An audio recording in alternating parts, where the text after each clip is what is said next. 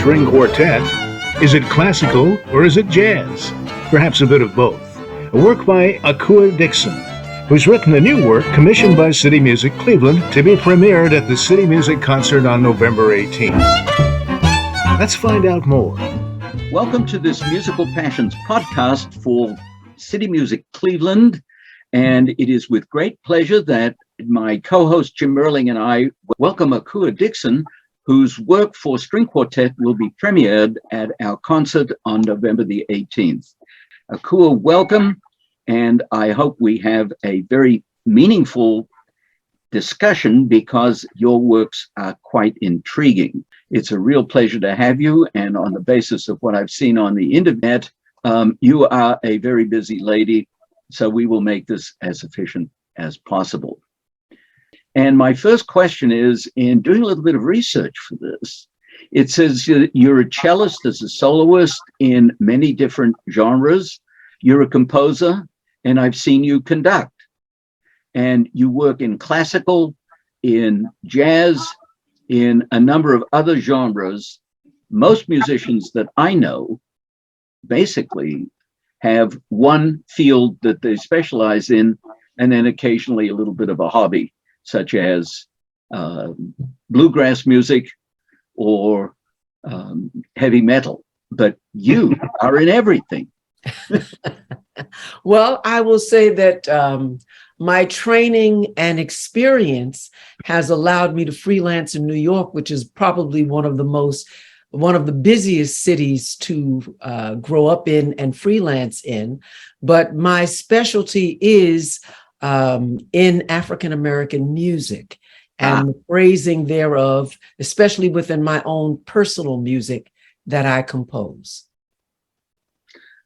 Okay, but how do you reconcile, let us say, being a cello soloist in classical is a pretty much full-time occupation in terms of practice and learning the music and so on, and yet you've got time to compose in what we might call an Afro-American genre, but you also have worked very closely with some of the most famous jazz artists.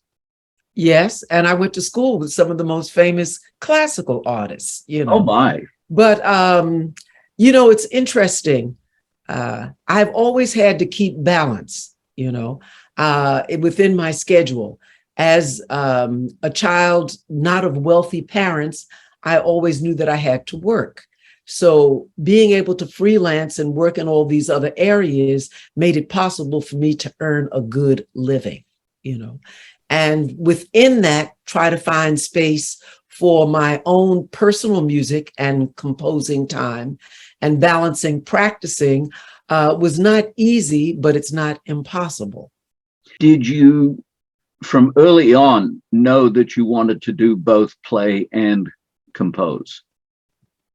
Well, I would say that as a child growing up, I grew up in a household with 5 other siblings, and we had a piano in our house. And I think a lot of people at that time in the United States, especially, all had pianos in their house, and people could pick out a tune. It was we didn't have record players and all the technology.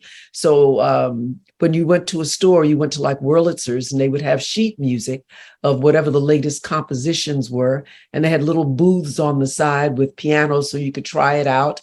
And they had people who could assist you and who could play it.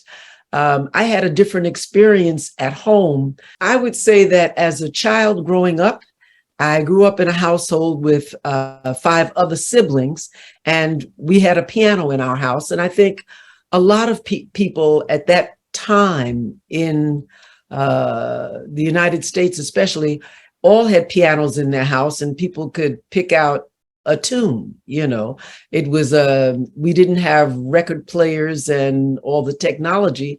So when you went to a store, you went to like Wurlitzer's, and they would have sheet music of whatever the latest compositions were. And they had little booths on the side with pianos so you could try it out. And they had people who could assist you and who could play it. I had a different experience at home with music and doing my own little arrangements that I didn't realize even at that time what it would impact of different spirituals and nursery rhymes for myself and my siblings to sing, and I played piano.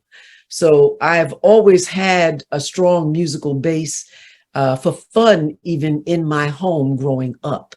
You know, I started out going to church and learning that music of my heritage there in a Baptist and Pentecostal tradition, which is very different from going to a Methodist or Lutheran church, which I visited with other family members who did belong to those. But the Baptist and the Pentecostal churches had music that was very rooted in the music that came up through slavery, you know. And in fourth grade, I started studying classical music and started playing cello. And I just loved it. And I loved the music. I had an older sister that played violin. So, and she was magnificent. So at home, we always played duos, which grew into trios and quartets. So it was just enjoyable.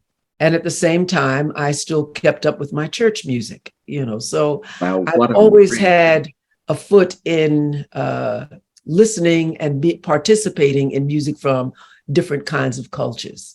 Wow, what a rich background. Mine was not quite that. We had a radio that was tuned into the classical station when I grew up, and the rest of my interest in music is pretty much, again, my own. My next question to you actually deals with compositions. You gave us links to several of them, which I listened to before the interview, and some of the titles are very enigmatic and others are very clear. When you write a piece called Plea for Peace or Lady Blues, it's very clear what this is about. But speaking of titles, one of the intriguing ones is pretty much everything I've watched of yours had been instrumental. But then there's something called the Opera of Maria Laveau. Yes. And I did a little research on that, and it turns out she was an extraordinary figure in New Orleans in the early part of the 19th century. What was there about the character of Laveau that so intrigued you that you're willing to put 40 years of effort into writing an opera about her? Well, it wasn't as much her name of the character, but the story itself about her life, you know. And it gave me an opportunity when I saw all of the characters that were presented to me to really expand my writing style and to develop thematic material in a way that I had felt that I had the creative impetus to do, but had never had the opportunity to do. Are you about done with it now, or? Well, I've composed the entire piano score. Okay, good. And all of that is notated. Trying to get the lyrics in there, and you need a dramaturge to get them on the right syllables is also something that needs to be done. So, my goodness. Okay, this is a lesson on what it really takes to write an opera. But let's kind of focus in now on the composition that will be premiered on the 18th that you've written for CityMusic Cleveland, and that is We the People, which certainly three words that mean an awful lot to everybody in this country and probably around the world. So it's for string quartet. And as far as I know, there are no vocals for the string players. But what are you trying to say with this, and what can the audience expect when they hear this piece, which Jim and I will be in the audience with, so. Well, when I was contacted by CityMusic Cleveland, they said that their topic for this year was freedom, equality, justice, hope. Well, that's last year's theme, which was truncated, yes, because of COVID, sure.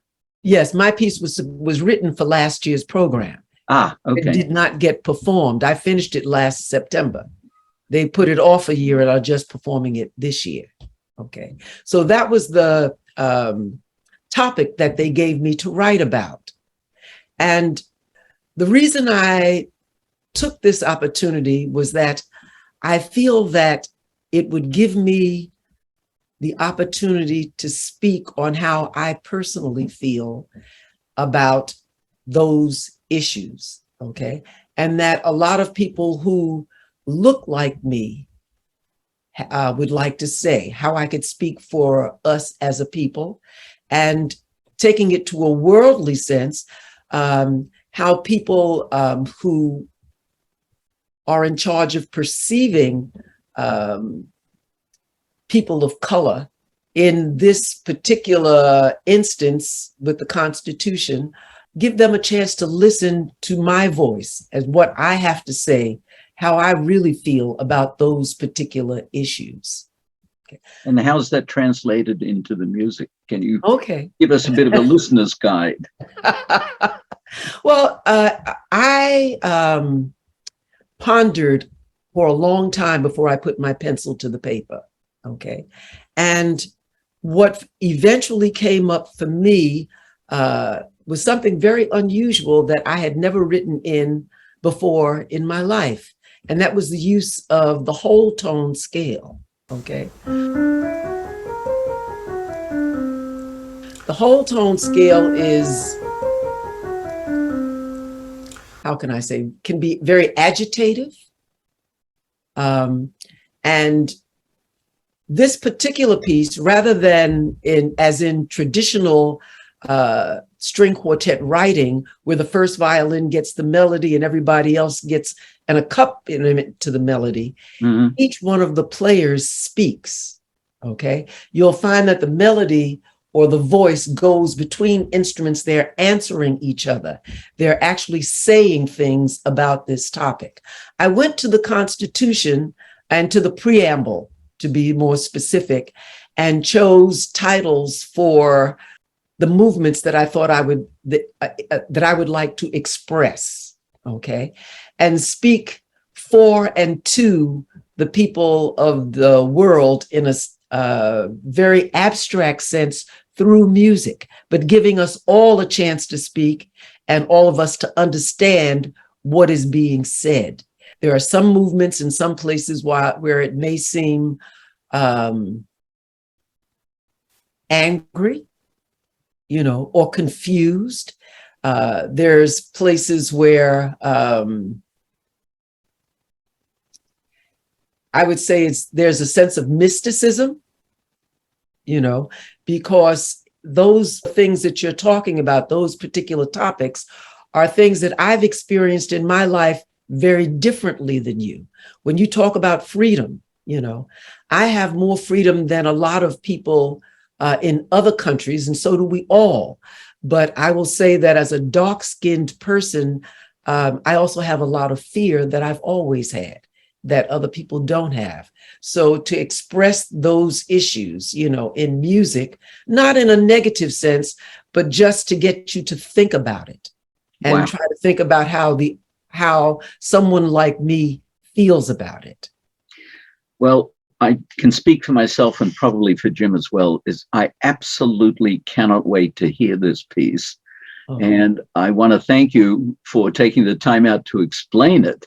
Jim, as my resident musician, do you have any comments to add before we let Akua go? Your description of your background and how your music in this particular piece goes from one instrument to another reminded me of call and response. Is there an aspect of that in there? Yes, there is one movement that is definitely call and response, and you'll hear it.